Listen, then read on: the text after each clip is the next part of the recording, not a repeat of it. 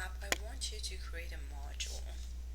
So you will have two different files. One is your main module that I will give it to you, and then the second one is the module that I want you to write, and in that module you are going to have about 8 different functions that you need to write. Exactly 8 functions that you need to write. Alright, let's see how it is done. So again, I'm going to provide the main function to you, and you just need to run that code to test your module. So as you see, one of them is main.python and the other one is lab15, right? Do not include your last name similar to the previous ones. So just leave it as lab15 because in main I am calling and I'm importing a module that is called lab15. So if you call it anything else, you're going to get an error message. So here you go. I'm going to imagine that you're going to have some stuff in lab15 and I'm going to import it. So import lab15, right? So I'm basically saying I need the function that you have in lab15. Of course, I do not have anything right now, but later when I add those functions, I have access to them if I import that module into my main program. So next I'm going to create my main function. So def main, and I'm going to, for now, just go and put a print function here.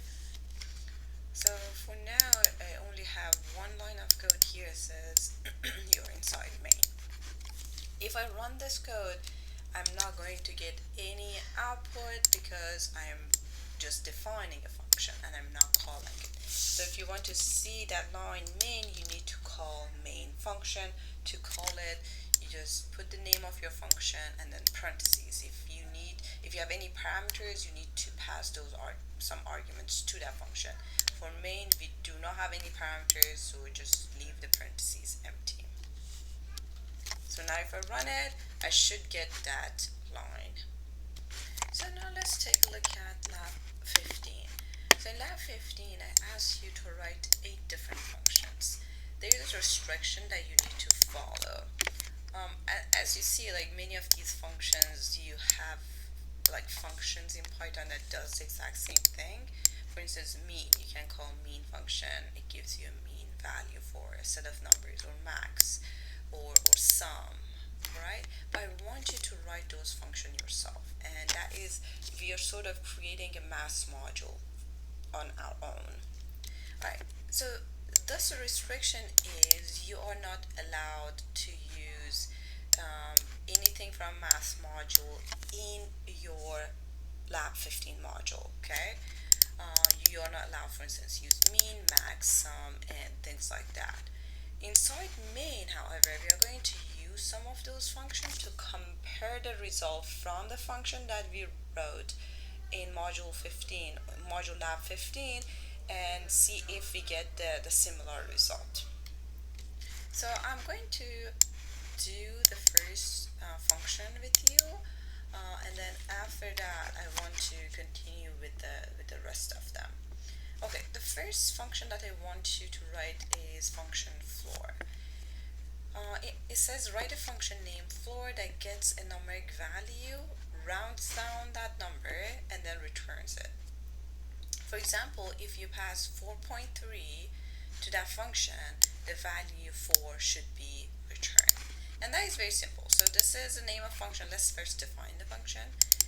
The function is called floor. It takes one numeric value and it returns an integer value. So when you see a numeric value, that means it could be an integer, it could be a float, right? But as a result, you must return an integer value. And that is a good hint. That's a very helpful hint that if you need to return an integer value, then you simply, if you convert any number to an integer value, you're simply cutting the decimal point, right? And that gives you the floor for any numeric value, right? So let's go and see. I'm going to define the function first. Let me put it here. So we have x. We see the lab itself. Right. So here, now in my lab15 module, I'm going to define function floor. Parentheses, it takes one numeric value. I'm going to call it num, and then do not forget to put document string. You must include document string for all of your functions. Takes one numeric value and returns. So basically this function takes one numeric value, rounds down that number to the closest integer value, and then returns it. Okay, so now let's see how we can do it. So I'm taking a numeric value, and that value is called num. So I simply say return int num. So if I convert that number to an integer value, I'm simply converting and cutting the decimal point and rounding it down to the closest integer value. So now let's go to our main to test it. So in main, I imported lab15. Alright, since I imported lab15, I need to say what function I need from that module. So I can say lab15 dot, and then I say what function I want. So this module should have a function called floor. I haven't saved it, that is why I'm not seeing the function. Let me save it. And now if I come back here, I should see function floor as well. So now I save both of my files. I see the function that I have in lab15. So again, in lab15, you're only creating the function, you're only defining the function, and in module main, you're using them. Alright, so I'm going to say floor, or I'm going to hit enter, and I'm going to pass a value to it. I'm going to pass 2.6, alright? And the result that I expect to see and get should be 2, right? I'm going to run it, but I'm not going to get any input, any output. Why? Because this function floor returns a value, and if you want to use that return value, you need to do something about it. If you just call this function, this whole thing is going to be replaced by 2. After you call this function, it comes here, just perform the task you ask it to do, and it returns the value 2. Sorry, it returns the value 2 here. If you do not print it, if you do not use it, you're not going to see anything. So to see it, I'm going to put it inside print function. So print the result of the return value of this function floor from module 15. So now if I run it this time, I'm going to get the value 2. So you just need to write the other functions in this module 15 and call them and test them using main. I will provide the complete main function to you, so you don't need to worry about the main function. It's going to complete, you don't need to add anything to it if you follow the naming that I asked you to use in the lab instruction. So in lab 15, in the main part, in main module of lab 15, you're going to see the try and accept, which I'm going to cover next week. But briefly, very briefly, what it does is if there's something wrong, you can put it inside try and accept block. So if anything goes wrong with this line, or if you have any more statements, if anything goes wrong in that section, you move to the accept part. You don't need to understand it now because you don't need to change anything in the main function. So basically what it does is it looks for this function inside module 15, try to just pass a value to it. If that doesn't work out, it's going to give you an error message. It's going to say, okay, the function is not defined, or something is wrong in that function. Alright, so if your code provides produce an error message, you're going to see that error message instead of seeing the error message, you are going to see this message, right?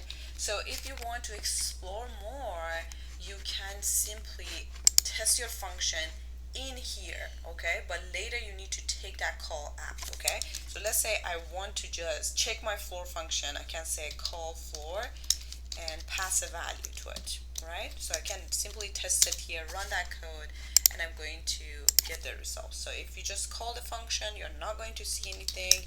It returns a value. I'm going to print it. Okay, so here you go. So if you define a function and you still get this line of code, still get the function is not defined or something is wrong with it, you can simply test your function inside module 15, see what is wrong with it, fix it, and then run your main again. Okay, does it make sense? I hope it does. If not, just let me know. Send me an email. I can meet with you and explain more. But basically, if everything goes fine, you only need to run your main module. So apart from lab 15, I'm also importing two more modules. One is random and one is math. I'm importing math module because I want to compare the result of your function with math modules, same function. And then I'm also importing random module to create random numbers. So it is always, it always changes when you run your code. For example, for the function floor, I'm creating a random float value between 1 and 10. You see that value is going to be printed, and then you're going to see the floor value using math module. So I'm calling math floor, and then using lab 15 module. So from lab 15, I'm going to see the floor function. So you're going to see the outcome. Okay, so the value is, for instance, 6.5 in this run. The floor is going to be 6, and then from math module, using math module and using lab 15. If I run this code one more time, you see a different value is generated because I'm using random module, and every time it creates a new number. Again, do not alter the main function. If you need to test something before you run the main module, you can simply and directly do it and test that function in your lab 15. But after you're done, there shouldn't be any function call in lab 15 module. I just need to see the definition and the instruction for each of the functions. No function call in lab 15 because we are going to have all of the calls in the main module.